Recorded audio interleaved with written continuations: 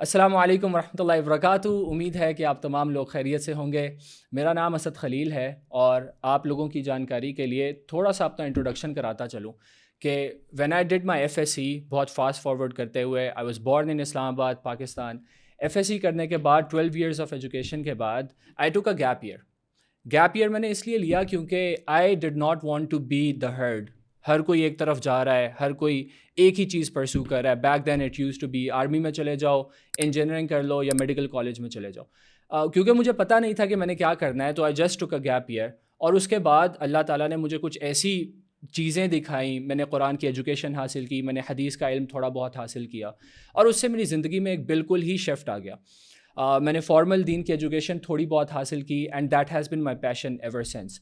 Also میں نے ان دا مین time کچھ ڈفرینٹ آرگنائزیشنس کے ساتھ کام کیا۔ I worked at Moreau, cap ٹرکن، I worked at cross over and a few different multi national companies. The reason why we created this YouTube channel was because اس ساری journey میں I found out کہ ہماری جو youth ہے، ہمارا جو بچہ ہے، ہماری جو نوجوان نسل ہے، they are last.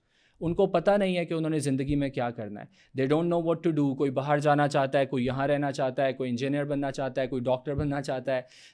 They want to do a lot of stuff, but ان کے پاس کوئی ڈائریکشن نہیں ہے۔ اور اس سارے میں social media, the western propaganda, all of that plays a major role as well.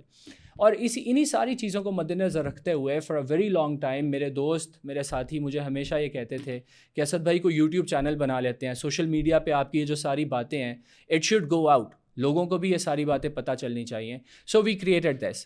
اب اس میں کیا ہوتا ہے کہ ہم شارٹ فارم کانٹینٹ بھی ڈالتے ہیں، ہم کچھ لانگ فارم ویڈیوز بھی ڈالتے ہیں، and then we started having some pod cost as well. آپ لوگوں نے وہ جو لاسٹ پوڈ کاسٹ دیکھی ہوگی، اگر نہیں تو اسی چینل پہ اس کا لنک لگا ہوگا، آپ وہ دیکھیے کہ ہم نے کس طرح سے ایک ویل نون سائیکیٹرسٹ ان پاکستان ان کو بلایا اور ان کے ساتھ اس طرح کی باتیں کی۔